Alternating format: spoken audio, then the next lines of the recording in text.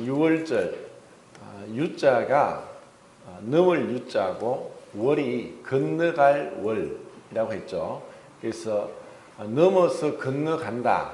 이게 영어로 패스 오버고, 그리고 히브리어는 페사흐라고 해서 지나가다라는 뜻입니다. 패사 하면은 한 걸음인데, 파사 하면 한 걸음인데, 패사 하면은 반역이라고 했습니다. 그래서 우리 인간이 행하는 것은 하나님, 완전하신 하나님 앞에서는 한 걸음 한 걸음이 반역에 불과할 뿐입니다. 근데 우리의 반역에도 불구하고 하나님께서는 이 유월절을 통해서 이스라엘 백성을 건져주시고, 또 이것의 참된 실체인 유월절 어린 양 예수 그리스도를 통해서 하나님의 그 진노가 지나가도록 한 것이 유월절이고 예수 그리스도의 십자가입니다. 그러면은 이 유월절, 이스라엘 백성들에게 행한 이 유월절을 통해서 하나님께서 이스라엘 백성을 애굽에서 구원하시게 되고 탈출하게 하시는데, 하나님이 행하시는 것은 한 가지만이 아니라 여러 가지 다중적인 목적 가운데 그 일을 행하신 것을 항상 우리는 볼 수 있습니다. 유월절에서도 하나님께서 왜 이와 같은 유월절을 통해서 이스라엘 백성을 구원하셨는가 하는 그 몇 가지를 살펴보도록 하겠습니다. 우선은 이 유월절을 통해서 하나님 첫 번째, 하나님께서 이스라엘 조상인 아브라함에게 하신 약속을 성취하기 위해서 이 유월절 10번째 재앙을 행하셨다 하는 것을 알 수가 있습니다. 나중에 한번 찾아보세요. 창세기 15장 16절에 하나님께서 아브라함에게 나타나셔서 그때 한 86세쯤 되었습니다. 86세가 지났죠. 이스라엘이 태어났으니까. 내 후손이 4대 만에 이 땅에 돌아오고 이 땅을 너희 자손들에게 줄 것이고, 그리고 너희 자손이 4대 만에 이 땅에 돌아와서 이 땅에 있는 가나안의 7 족속에 대한 심판을 행하는 나의 도구가 될 것이다 하는 예언을 아브라함에게 하셨습니다. 그래서 이것을 횟수로 따져보니까 적어도 670년, 80년 정도 됩니다. 그 전에, 그러니까 이스라엘 백성이 애굽에 들어갔을 때가 430년이고 그때가 야곱이 130세였습니다. 그리고 이제 17년 뒤에 이제 죽게 되죠. 그런데 야곱이 언제 태어났냐? 이삭이 40대 결혼하고 60세에 야곱이 태어났습니다. 그리고 이삭은 잘 아는 대로 아브라함이 100세에 태어났습니다. 그리고 아브라함이 75세의 부름을 받고 그 100세 이전 그 사이에 이스마엘이 태어나게 되는데 그때가 86세였습니다. 그래서 그 이후에 하나님께서 창세기 15장에서 말씀하셨기 때문에 적어도 675년 정도 이전에 아브라함에게 하신 약속이 성취되는 순간입니다. 여기서 우리는 놀라운 하나님의 전지전능하심을 볼 수 있어야 됩니다. 675년이란 이 횟수를 우리나라에 대입하면 어떻게 되느냐? 고려시대 때에 누군가 어떤 얘기를 했는데 그 고려시대 때 얘기한 것이 오늘날 성취되었다. 사실 말도 안 되는 얘기죠. 이것을 통해서 하나님께서는 역사를 주관하고 계시고 그분의 정하신 뜻대로 우리를 인도하시는데, 그분의 전지전능하심이 아니고서는 인간으로서는 불가능한 것을 지금 이루고 있다는 것을 볼 수 있습니다. 이것이 성경에서 계속해서 나오고 있습니다. 하나님은 예언하십니다. 그리고 그 예언이 성취된 것이 역사로 성경에 기록되어 있습니다. 그래서 그분이 역사의 주인이십니다. 그리고 더 좁게 말하면 우리 인생의 주인이 하나님이십니다. 사람이 발걸음을 걷는 자에게 있지 않고 그 걸음을 인도하신 여호와께 있다라고 말씀했습니다. 우리도 우리 인생을 어떻게 이렇게 나름대로 계획을 하고 준비를 하고 또 열심히 달려간다고 달려갔지만 놀랍게도 우리가 우리의 자의적으로 우리의 고집대로 우리의 계획대로 행했지만 놀랍게도 그분의 뜻이 이루어지고 있다는 것은 우리 인간으로서는 도저히 헤아릴 수 없는 신비에 속한 것이고 하나님의 지혜에 속한 것입니다. 자, 첫 번째 이 유월절은 아브라함에게 하신 그 약속, 맹세를 지키기 위한 것이다. 제가 전에 말씀을 드렸습니다. 하나님이 우리 인간과 약속을 하셨다는 것은 무엇을 의미하느냐? 그것은 하나님은 그분의 뜻대로 그분이 원하시는 대로 무엇인지 행하실 수 있지만 우리 인간 같은 자에게 피조물에게 우리와 약속을 했다는 것은 전지전능하신 하나님이 그 약속에 스스로 자신을 제한시킨 것이다. 하나님께서는 정말 그렇게 하실 이유가 없습니다. 약속할 이유가 어디 있습니까? 그분이 원대로 무엇이든지 다 행하실 수 있습니다. 그런데 우리와 약속을 했다. 그리고 그 약속을 반드시 지키신다. 이것이 은혜입니다. 우리에게는 은혜입니다. 우리에게는 그분이 우리 같은 자들을 위해서 약속을 하셨다.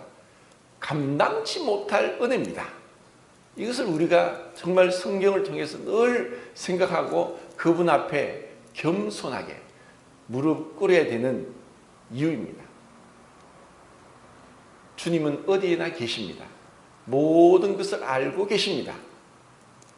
내 삶의 고비고비마다 구비구비마다 그리고 깊은 내면의 생각들과 그리고 엄밀히 행한 모든 일들과 그리고 내 마음속에 품었던 수많은 생각들과 그리고 내가 무심히 내뱉었던 수많은 무익한 말과 헛된 말과 비방하는 말들조차도 그분 앞에 숨길 수 없고 기록되어 있고 그것으로 인해서 반드시 그분의 불꽃 같은 눈앞에서 드러날 것을 생각한다면 우리는 겸손하게 주님 앞에서 은혜를 구하면서 주님 앞에 설 것을 준비하며 살아야 될 것입니다. 자, 두 번째입니다. 두 번째는 이스라엘 백성들이 애굽 땅에 있으면서 수많은 우상들이 있었습니다. 그들이 신이라고 불렀죠. 그래서 그들을 하나님이 모세를 통해서 바로 왕에게 이스라엘 백성을 놓아줘라. 하나님께 예배 드리기 위해서 그들을 놓아줘라 했을 때 바로 왕은 고집스럽게 그것을 놓아주지 않습니다. 그래서 첫 번째 재앙이 애굽 하수를 피가 되게 하는 것입니다. 그리고 깨구리가 다 나와가지고 그 이스라엘에는 없지만 이집트 사람들 집에만 깨구리가 막 올라와서 너무 곤혹스럽게 괴로움을 당하게 했습니다. 그리고 이가 막 득실거리면서 이스라엘 집에는 없지만 이집트 사람 집에만 이가 득실거리게 했습니다. 그리고 파리가 막 득실거리게 하고 그리고 가축들에게 전염병이 돌게 하고 사람들에게 이 지금 우리 코로나 바이러스가 돌듯이 사람들에게 이 전염병이 돌게 하고 그리고 우박이 막 하늘에서 떨어지는데 이스라엘의 가축과 집은 온전하고 밭은 온전한데 이집트 사람들 밭과 그리고 집과 가축에만 이게 우박이 떨어집니다. 그리고 메뚜기가 지금도 사실 아프리카에서부터 해서 중동 지역에 뭐 헤아릴 수 없는 메뚜기가 엄청난 피해를 주고 있다는 뉴스를 들어보셨을 것입니다. 메뚜기가 그냥 이 이집트를 사람들에게 그냥 닥쳐서 숨도 못 쉴 정도로 그렇게 덮었습니다. 그리고 아홉 번째가 온 대낮에 이렇게 환한 대낮에 갑자기 캄캄해지면서 하늘이 캄캄해지는 그런 어둠이 나타났습니다. 이런 아홉 가지 재앙을 통해서도 바로 왕은 그 마음에 강팍한 것을 내려놓지 않고 끝까지 이스라엘 백성들을 놓아주지 않고 너희들이 예배드리러 간다. 너희들이 일이 편안한 모양이다 하면서 더 고역을 힘들게 하게 했습니다. 그래서 10번째 재앙이 이집트의 첫째 아들 장자, 그리고 맷돌기에 숨은 종의 첫 번째 아들, 그리고 이집트의 가축의 첫 번째 난 새끼, 첫 번째 난 아들과 첫 번째 난 새끼를 어느 날 한날 유월절 밤에 모조리 다 하나도 남김없이 죽였습니다. 온 이집트는 이제 곡성 소리가 진동을 했습니다. 어디 하나 죽지 않은 집이 없었습니다. 그런데 이스라엘 백성들 집만 아무런 곡성도 없었고 죽음이 없었습니다. 이것은 정말 바알 왕의 아들까지 해서 모든 이집트 사람들의 장자와 가축의 첫 새끼가 죽게 되는 10번째 재앙을 통해서야 비로소 바알 왕은 모세와 아론에게 이스라엘 백성들을 데리고 가라, 빨리 가라 하고 그들을 내보내겠습니다. 그래서 출애굽 유월절의 목적은 이집트의 우상 신들을 심판하기 위한 하나님의 목적이었습니다. 하나님은 분명하게 이 재앙을 통해서 10가지 재앙을 통해서 너희들이 신이라고 부르고 있던 것이 어찌 신이 될 수 있느냐 하는 것을 보여주십니다. 그리고 바로 왕이 사단을 상징하고 애굽이 세상을 상징합니다. 그 세상과 세상의 신인 사망의 세력을 잡고 있는 바로의 코를 납작하게 하고 머리를 깨뜨리면서 이스라엘 백성들이 출애굽하도록 했던 것입니다. 이것이 그 유월절의 목적에 포함됩니다. 그리고 또 한 가지는 아까 창세기 15장 16절에 가나안 땅의 7 족속이 이미 아브라함이 갈대아 땅 우르에서 왔을 때 그들이 이미 그곳에 살고 있었습니다. 원래 그 땅의 주민이었어요. 원주민이고 그들이 그 땅에 그들 말로는 주인이었습니다. 땅의 주인은 하나님이시지만 그들이 살면서 그들이 자기들 땅이라고 했습니다. 땅은 참 중요합니다. 지금도 땅땅거리면서 이 땅에서 하나님 없이 잘 살아가는 땅 부자들도 있고 또 땅 지역 그 국토 분쟁이 뭐 일본과 중국 또 우리나라의 독도가 일본과 우리나라 이런 것은 사실 끊임없이 이루어집니다.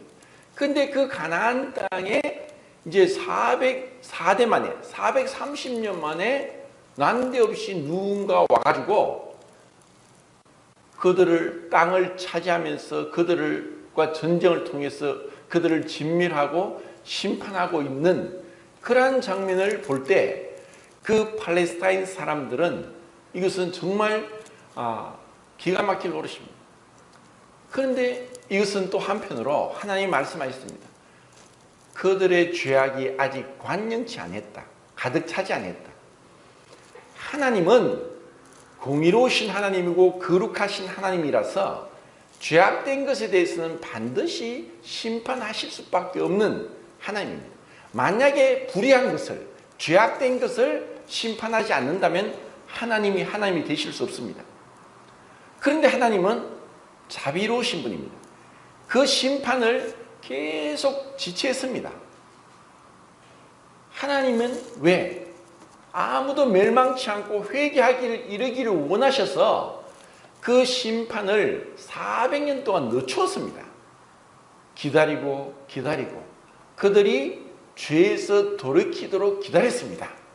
그런데 그들은 여전히 죄악 가운데 있으면서 결국은 이스라엘 백성들을 통해서 그들을 심판하겠습니다. 하나님은 이스라엘을 하나님의 심판의 도구로서 그들을 부르신 것입니다. 그래서 12장에 보면은 두 번이나 이스라엘을 향해서 군대라고 하는 표현을 쓰고 있습니다. 그들이 군대였습니다. 그리스도의 군사였습니다. 그 전에 무엇이었습니까? 애굽의 종이었죠. 죄의 종이었습니다. 왜 우리를 구원했습니까? 유다서를 하면서 단번에 얻은 믿음의 도를 위하여 힘써 싸우라는 편지를 너희에게 하려던 마음이 간절한 차에 이 편지를 쓰고 있다. 구원받은 목적이 단순히 내가 천국 가고 내가 지옥 가지 않고 죄산 받고 하는 것이 아니라 이 땅에서 하나님의 공의로운 심판의 대행자로서 우리를 세우신 겁니다. 우리를 그리스도의 군사로 세웠습니다. 그런데 그 목적을 모를 때 우리 구원은 완전하지 못하고 불완전하고, 그리고 은혜로 구원받았다 할지라도 우리를 구원하신 참된 목적을 모르고 살아갈 수 있다는 것입니다. 이스라엘 백성을 왜 탈출시켰느냐? 그래, 너희들이 그 고통 가운데 울부짖고 우리를 구원하소서, 이 고통에서 건져주소서. 아침에 일어나면서부터 이 심한 고역을 하면서 이 벽돌 굽고 또 피라밋을 짓는데 우리가 계속 밤늦게까지 일을 하고 하루도 쉬는 날 없이 오늘 내일 또 일주일, 한 달, 1년 하루도 쉬는 날 없이 공휴일도 없고 휴일도 없고 주일도 없이 그들은 눈만 뜨면 눈 감을 때까지 죽으라고 일만 했던 것입니다. 내가 일하면 내가 낳은 자식도 또 종이 되고, 또 그가 결혼해서 아들 낳으면 또 종이 되고, 그 일을 죽을 때까지 하루 이틀이 아니라 100년, 200년, 300년, 400년 동안 했다는 것입니다. 그런 그들을 구원하신 목적이 무엇입니까? 이제는 해방되었다. 이제는 애굽에서 벗어났다. 더 이상 벽돌 굽고 중노동을 하지 않아도 된다. 그러기 위해서 단순히 그것만을 위함이 아니라는 것입니다. 하나님은 원대한 계획이 계셨습니다. 목적이 있었습니다. 그분의 분명한 목적이 있었는데 그것을 모른다면 그들은 또 방황하게 됩니다. 그리고 그들을 애굽에서 탈출시킨 가장 궁극적인 목적은 예배를 받으시기 위함이었습니다. 예배를 드리기 위한 것입니다. 왜 우리를 구원했습니까? 우리가 구원을 받고 나서 매주마다 드린 이 예배가 얼마나 소중하고 그 앞에서 우리 마음을 낮추고 우리를 돌아보고, 그리고 주님의 그 십자가 희생을 기억하고, 그리고 나 같은 죄인 살리신 그 은혜 놀랍다고 주님께 감사 찬송을 드리고, 그리고 주님이 다시 우리를 데려오시기 위해서 처소를 예배하러 가셨고, 그리고 주님 오시기를 정결한 신부처럼 주님을 맞이하고자 하는 소망 가운데 이 세상의 죄악과 구별되어서 살아가는 이 예배자의 삶을 살도록 하기 위해서 우리를 구원하셨고 이스라엘 백성을 출애굽시켰다는 것입니다. 이것을 잊어버린다면 이스라엘 백성들에게 매년 이 해를, 출애굽한 해를 아비볼로 첫째 달로 정하고 14일 날 유월절 의식을 행해라. 그런데 지난번 살펴본 것처럼 이후에 겨우 5번밖에 기록되지 않았습니다. 이러한 하나님의 역사가 없었더라면 그들은 여전히 지금도 애굽에서 종살이 해야 할 수밖에 없는 그 막강한 애굽이란 나라를 그들은 어떻게 정복할 수 없고 벗어날 수 없던 자였습니다. 우리도 마찬가지입니다. 주님의 은혜가 아니면 우리는 여전히 죄 가운데 출생해서 죄악 가운데 죽습니다. 하나님도 없었고 소망도 없었고 죽고 나서 심판이 있는 줄도 모르고 왜 사는지, 무엇 때문에 지금 내가 있는지 그것도 모르면서 눈앞에 보이는 이 세상의 쾌락을 쫓아서 헛된 것을 쫓아 살아갔던 자였습니다. 우리에겐 소망이 없었습니다. 그냥 잘 먹고 잘 살고, 그리고 내가 원하는 것 하고, 먹고 싶은 거 먹고, 가고 싶은 데 가고, 하고 싶은 거 하고, 또 사고 싶은 거 사고 하는 것이 인생의 목적인 줄 알았던 이 육체에 속해서 육체 가운데서 육체의 종로를 하던 그런 자였습니다. 그런데 우리가 구원받았습니다. 우리가 이 예배를 통해서 주님이 얼마나 위대하신 분인가, 얼마나 아름다우신 분인가. 주님이 나를 생각하셨다. 나를 돌아보셨고 나를 위해서 하늘 보좌를 버리셨고 나를 위해서 자기 모든 것을 내주셨다. 그 주님을 생각할 때 우리에게 눈물이 있어야 되고 이 벅찬 감동이 있어야 되고 감사드리지 않으면 안 되는 그 마음의 그 깊은 은혜에 대한 감사가 우리에게 있어야 되는 것이 당연한 것입니다. 주님, 내가 무엇이 안 돼? 내가 무엇이 안 돼? 이렇게 존귀한 자리에 앉게 하셨습니다. 내가 무엇이 안 돼? 하나님을 아버지라 부르게 하셨습니까? 내가 무엇이 안 돼? 이와 같이 존귀한 성도들과 함께 하나님의 자녀라고 불림을 받고 이렇게 하나님의 영광을 찬미할 수 있겠습니까? 그런 우리 마음에 이 예배에 대한 깊은 사모가 있어야 되는 것입니다. 그리고 또 정말 제가 말씀을 드렸죠. 출애굽기 12장에 처음 나타난다는 회중. 자, 오늘 제가 이 5가지 중에서 이 회중에 대해서 좀 자세하게 말씀드리려고 앞에 좀 빨리 지나갔습니다.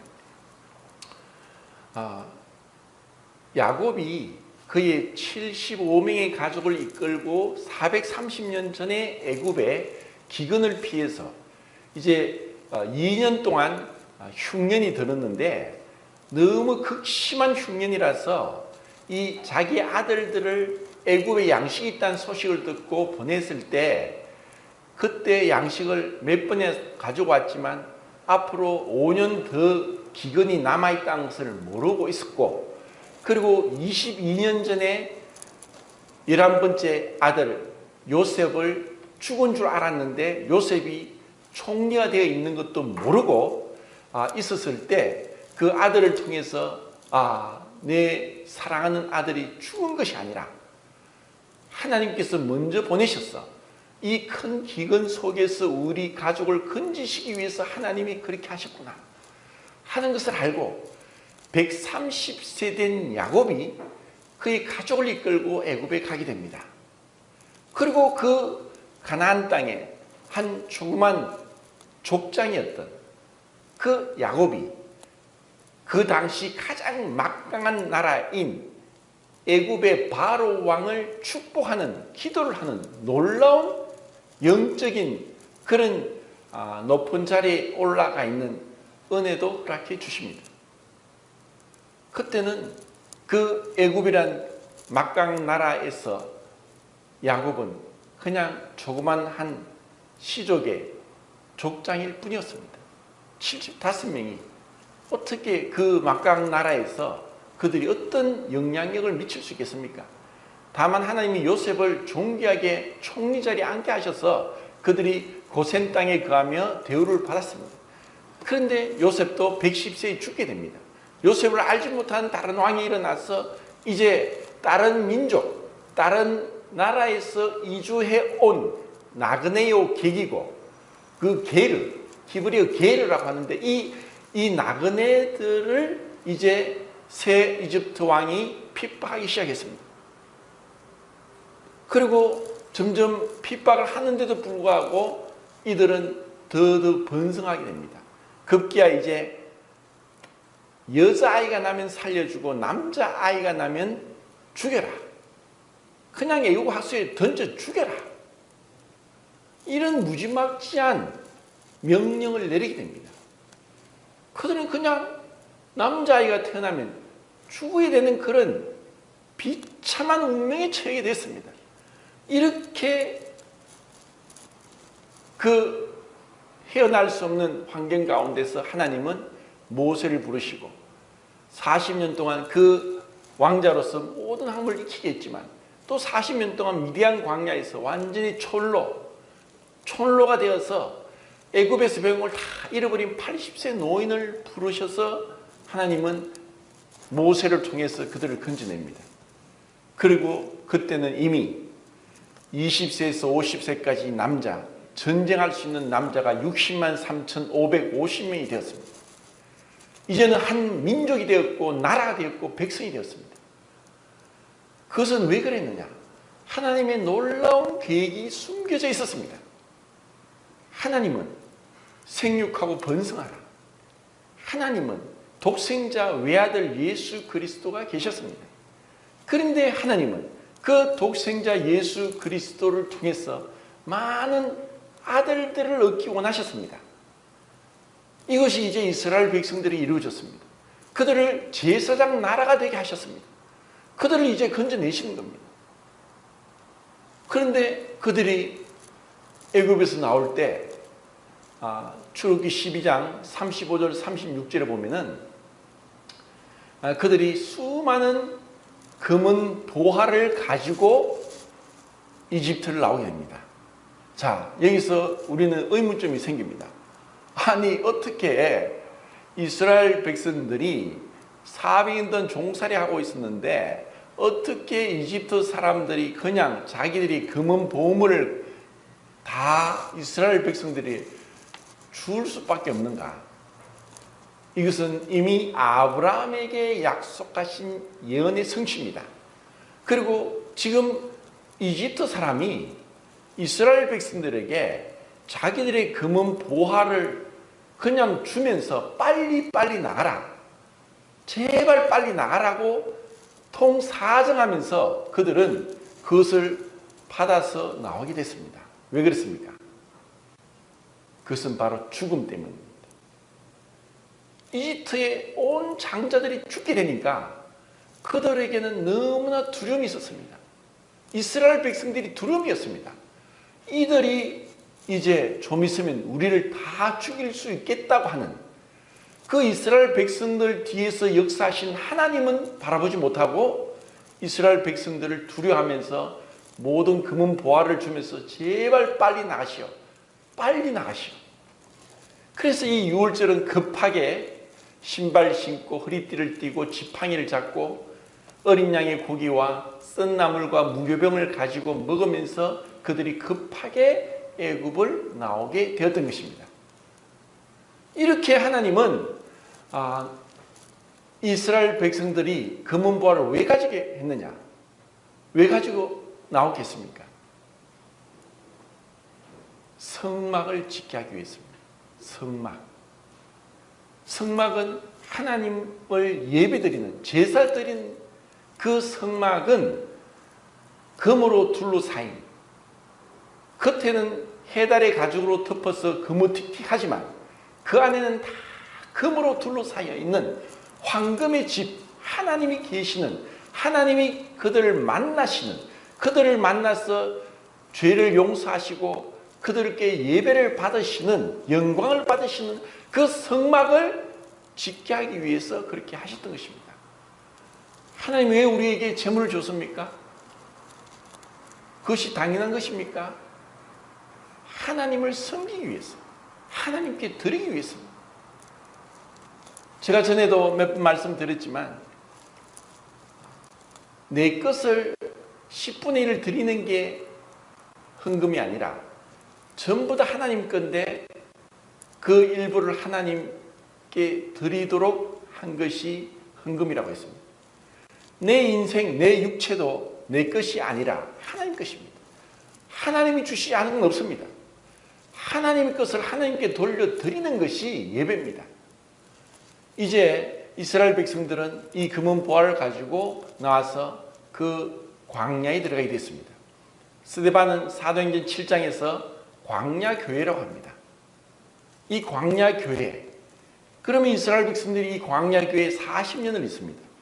40년을 있을 때 출애굽기 12장 38절인가 9절인가 보면은 많은 잡족, 그러니까 그곳에 있던 다른 이방인들과 애굽인들이 이스라엘 백성이 나갈 때 함께 많이 나왔습니다.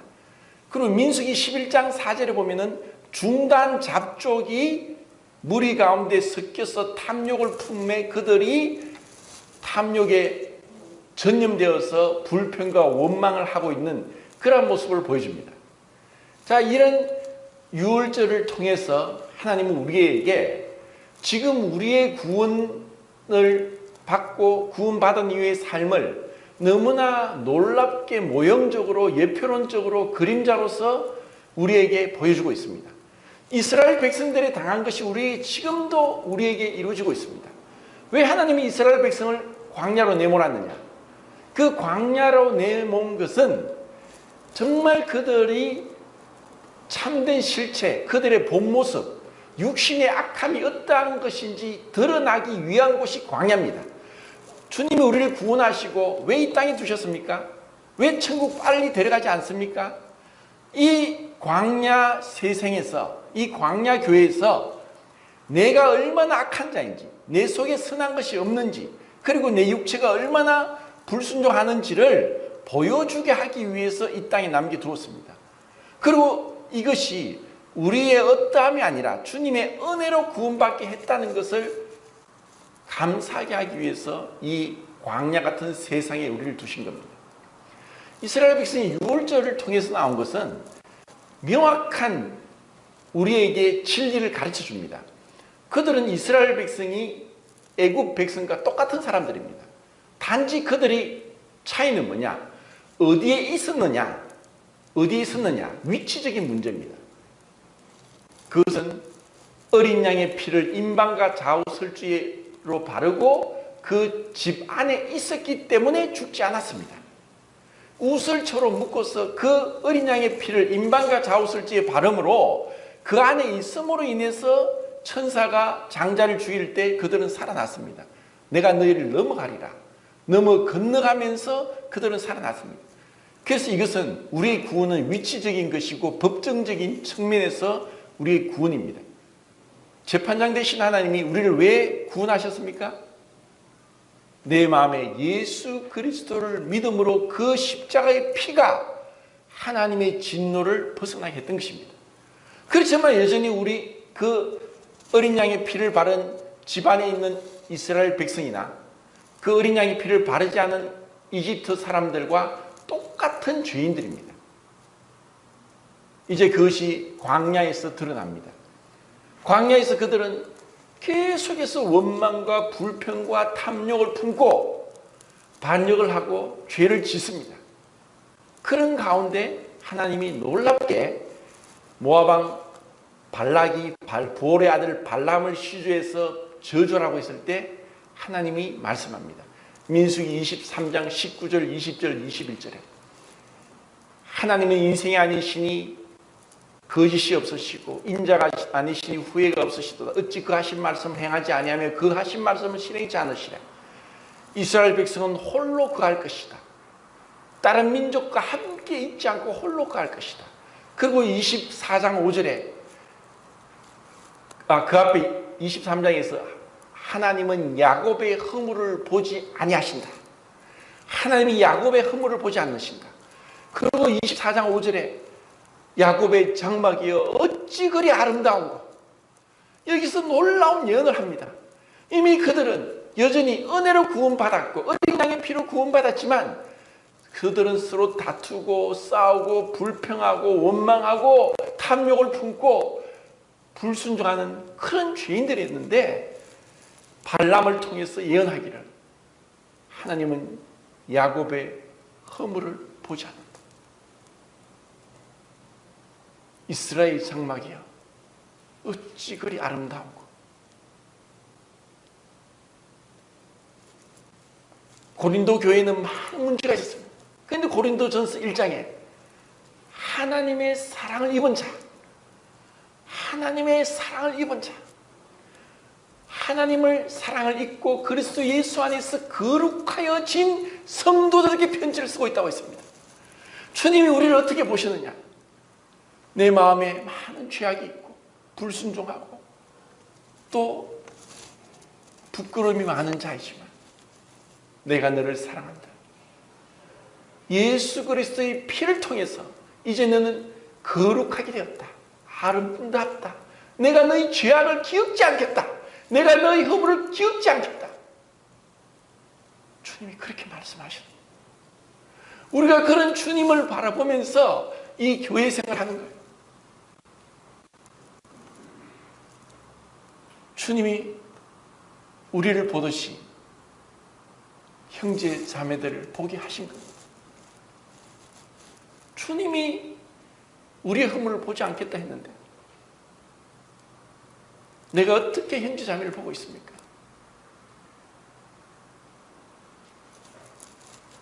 죄는 미워하되 죄는 긍휼히 여겨라. 우리는 다 죄가 있고 허물이 있고 실수하고 넘어지고 그리고 많은 허물과 문제가 있습니다. 우리가 그들의 허물을 보고 있습니까? 주님이 은혜로 구원하시고 죄사함 받고 의롭다 하시고 거룩하여진 성도를 바라보고 있습니까?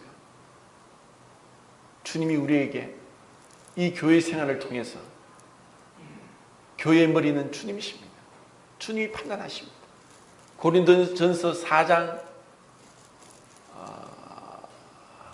6절인가 7절에 그러므로 주께서 오시기 전에 아무것도 판단하지 말라. 주님께서 오셔서 그 어둠에 속한 것을 드러내실 것이고 그때 각 사람에게 칭찬이 있을 것이다. 우리가 보는 것은 불완전합니다. 우리는 어느 한 부분을 봅니다.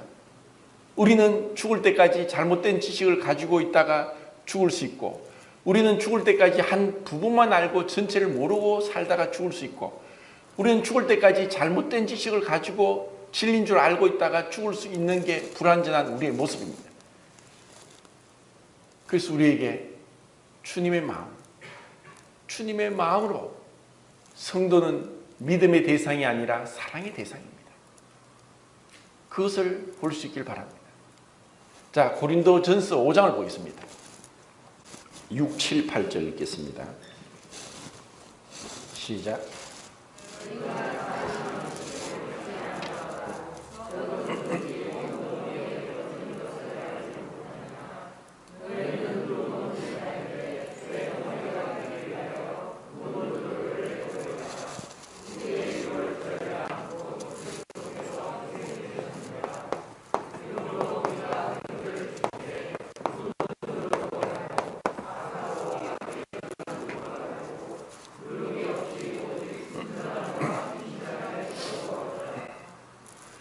자, 6월절 다음에 오는 1월 15일부터 21일까지가 무교절입니다. 누룩이 없는, 발효되지 않은 그 누룩은 죄를 상징합니다. 하나님이 구원하신 것은 무교절 일주일은 우리의 구원받은 평생을 얘기합니다. 우리가 이 죄의 권세로부터 주님과 연합됨으로 인해서 죄로부터 승리하도록, 죄를 범치 아니하도록 우리를 구원하신 겁니다. 왜냐? 왜 하나님의 그 유월절 심판이 무엇이었습니까? 사망이었습니다. 사망은 무엇 때문에 왔습니까? 죄 때문에 왔습니다. 죄의 삭은 사망이요. 그래서 이 죄로부터 우리를 건져내시게 구원하셨는데 이 죄에 대해서 민감하지 못하고 죄에 대해서 올바른 개념을 갖지 못하면 그 구원이 불완전합니다. 유월절 이후에 바로 무교절이 있습니다. 그리고 무교절 그 다음날 16일이 초실절이고 그것은 부활을 상징합니다. 그리고 이때 이 순전하고 누룩 없는 떡을 우리가 사모해야 됩니다. 순전이란 말은 천진난만한 어린아이들을 나타내는데 어린아이들의 어떤 모습을 얘기하느냐? 그들은 좋지 않은 기억을 잊어버리고 안 좋은 기억을 담아두지 않습니다. 우리에게는 이런 순전함이 필요합니다. 왜냐? 끊임없는 십자가로서 이 죄에 대해서 처리를 하니까 회개를 통해서 우리의 목욕을 했지만 발을 씻음으로 인해서 순전함으로 내 자신을 보고 주님을 보는 겁니다. 주님은 야곱의 허물을 보지 않고 이스라엘의 장막이 어찌 그리 아름다운고 하신 것처럼 내가 주님 안에서 이제 온전케 된 모습으로 주님 앞에 서 있다. 성도들도 비록 지금 허물이 있어 보이지만 주님이 사랑하시고 허물을 보지 않는다고 하신 것처럼 성도들에게 대한 좋지 않은 기억과 허물과 죄들을 잊어버리는 것이 순전함입니다. 어린아이처럼 잊어버리는 거예요. 자꾸 옛날을 떠올려가 기억하고 말하고 하는 것보다 더 악한 것은 없습니다. 주님이 거룩하다고 하시는데 주님이 어렵다고 하시는데 내가 뭔데? 내가 심판자, 재판장 자리에 또 올라갑니다. 선악의 가시를 먹고 내가 선과 악을 주장합니다. 우리는 율법의 준행자이지 율법의 심판자가 아닙니다. 그런데 왜 자꾸 올라갑니까? 순전함으로 잊어버리십시오. 진실함은 거짓이 없는 것입니다. 그것이 사랑이죠. 사랑에는 거짓이 없나니. 결국 사랑한다는 것은, 사랑은 허다한 허물을 덮어주는 것이 사랑입니다. 왜 우리를 교회에 두셨느냐? 어떤 교회를 가보더라도 허물이 없는 사람이 없습니다. 다 허물이 있습니다. 그리고 드러날수록 허물이 더 많이 드러납니다. 가만히 있으면 괜찮을 것 같습니다. 그래서 제가 앞에서 얘기를 많이 하다 보니까 허물이 많이 드러납니다. 근데 제가 이때까지 온 것은 제가 허물이 없어서가 아니라 성도들이 사랑으로 저희 허물을 덮어주었기 때문에 이까지 온 것입니다.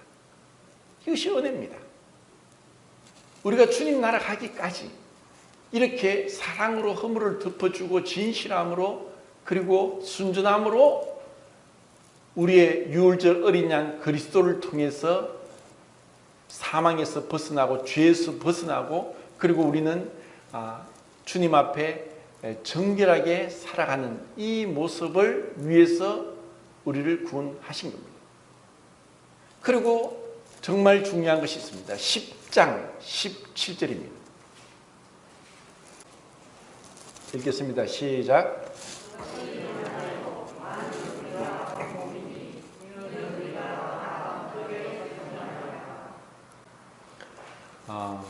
자, 우리가 예배 시간에 떡을 뗐습니다. 떡이 하나요. 많은 우리가 한 떡에 참여한다. 왜 이렇게 하셨을까? 왜 이스라엘 백성이 그전에는 한 개인이었습니다. 근데 유월절로 인해서 그들은 한 회중이 되었고 한 가족이 되었고 한 백성이 되었고 한 나라가 되었습니다. 우리가 구원받기 이전에는 하나님과 분리되어 있었고 사람과도 분리되어 있었습니다. 오로지 나를 위해 살았고 자기 중심적인 사고 가운데 사로잡혀 있었고 나의 쾌락과 나의 계획과 야망을 위해 살았습니다. 그런데 우리를 구원하신 것은 우리라는 것, 그리스도께서 사랑하신 성도들, 한 몸 지체된 성도들을 보게 하기 위한 것이 교회입니다. 이것을 못 보면 교회가 뭔지 모릅니다. 사도 바울에게 예수님이 다메섹 도상에서 나타났습니다. 딱 한마디 하셨죠. 당신 누구십니까? 예수님이 뭐라고 하셨습니까? 나는 네가 핍박하는 예수라. 그 한마디로 모든 것이 깨어졌습니다. 예수님이 어디 계십니까? 옆에 계시네요. 알았습니까? 주님의 몸된 지체들이 있는 거예요. 성도는 존귀합니다. 주님의 몸입니다. 우리 몸에 중요하지 않은 몸이 있습니까? 제가 전에도 말씀드렸습니다. 가장 부조리한 조합이 우리 몸에 있는데 뭔지 압니까?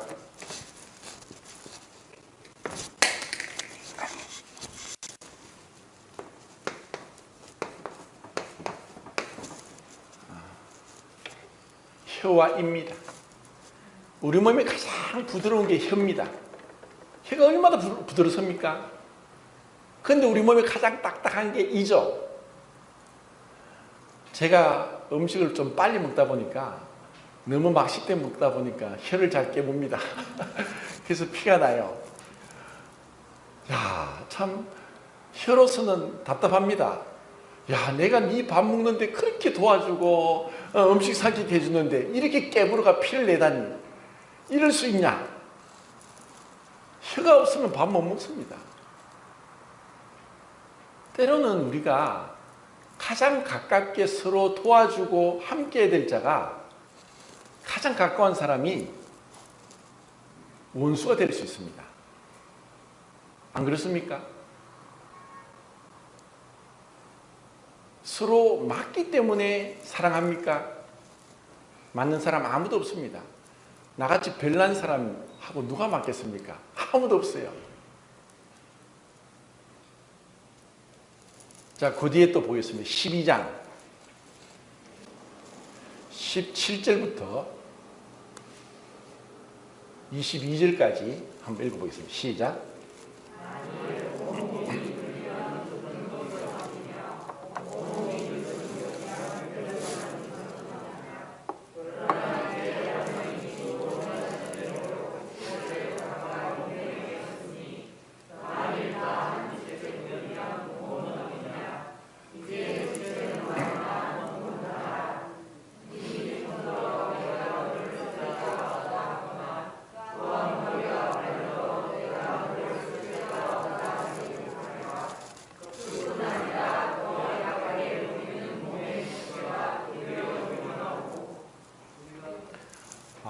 곧 다음 절도 읽겠습니다. 시작.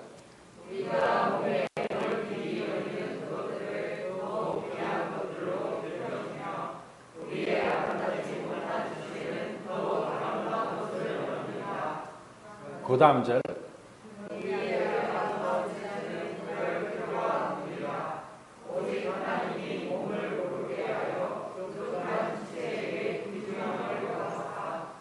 그 다음 절.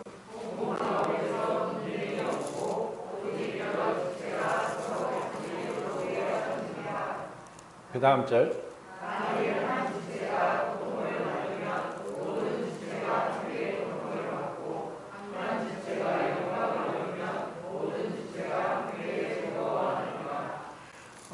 참 너무나 아름다운 말씀인데 사실 우리에게 이와 같은 한 지체의식, 한 몸된 그 성도의 존귀함, 그리고 이것이 천국에서 서로 사랑하면서 영원토록 섬겨주고 아껴주고 해줄 이러한 모습들을 우리는 교회에서 한 몸이라고 하는 것으로 배우게 하셨습니다.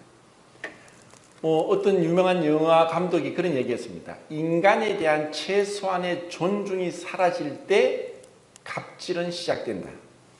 이 세상은 어떻습니까? 갑질의 연속입니다. 조금만 알고 있는 지식이 더 많다고, 돈이 좀 더 있다고, 좀 더 배웠다고, 좀 더 똑똑하다고, 이런 구분을 합니다. 지금도 미국에서 인종 갈등이 지금도 끊이지 않습니다. 폭동이 되고 있습니다. 다르다는 이유로 서로 물고 먹히는 이런 끔찍한 일들이 일어나고 있습니다. 제가 전 때 그런 얘기를 했습니다. 어느 정신지체 아동들의 학교에서 운동회가 있었습니다. 근데 운동회를 하는데 이제 부모들도 가서 이제 아이들이 이제 막 운동회 하는 걸 이제 지켜보고 이제 달리기, 100m 달리기를 합니다. 근데 애들이 이제 막 뛰다가 그 부모들은 막 그래도 그 달리기에 자기 아들이 1등 하라고 막 응원을 하는데 뛰어가고 있는데 뒤에서 따라오는 애가 넘어졌습니다. 그러면은 앞에서 뛴 애는 이제는 내가 조금 더 천천히 뛰어도 1등을 하니까 좋다고 그래 뛰어야 되는데 이 아이가 뛰다 보니까 뒤에 따라오는 애가 따라오지 않고 보니까 넘어진 거예요. 이 아이가 어떻게 했습니까?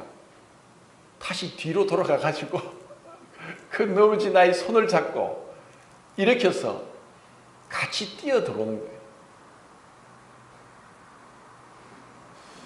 우리는 경쟁 사회에 살고 있습니다.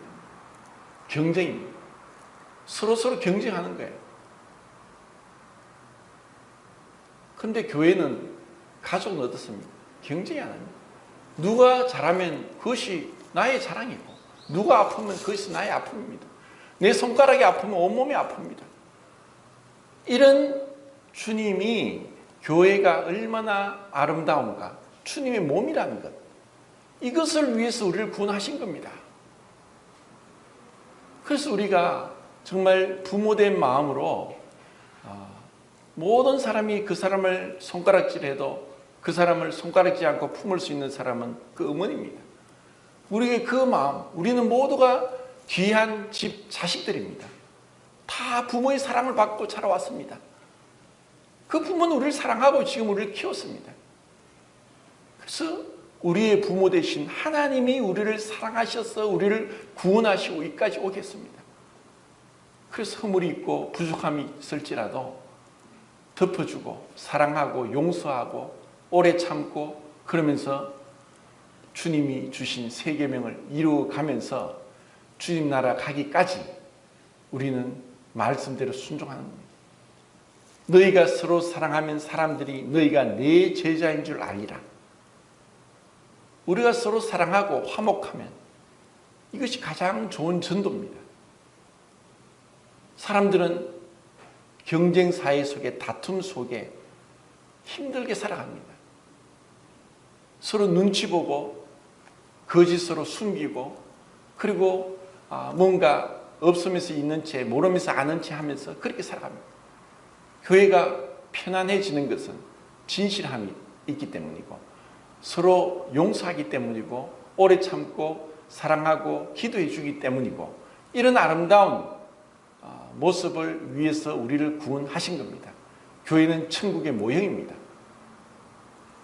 이렇게 다양한, 지금 우리보다 더 다양한 것을 천국에서 경험할 겁니다. 그런데 그 다양함이 우리로 하여금 더욱더 풍성한 교제가 되게 할 것입니다. 주님이 우리를 축복하시고 은혜를 주셔서 우리 교회가 정말 서로 사랑하고 아름다운, 주님 보시기에 그런 건강한 교회가 되기를 바랍니다. 감사합니다.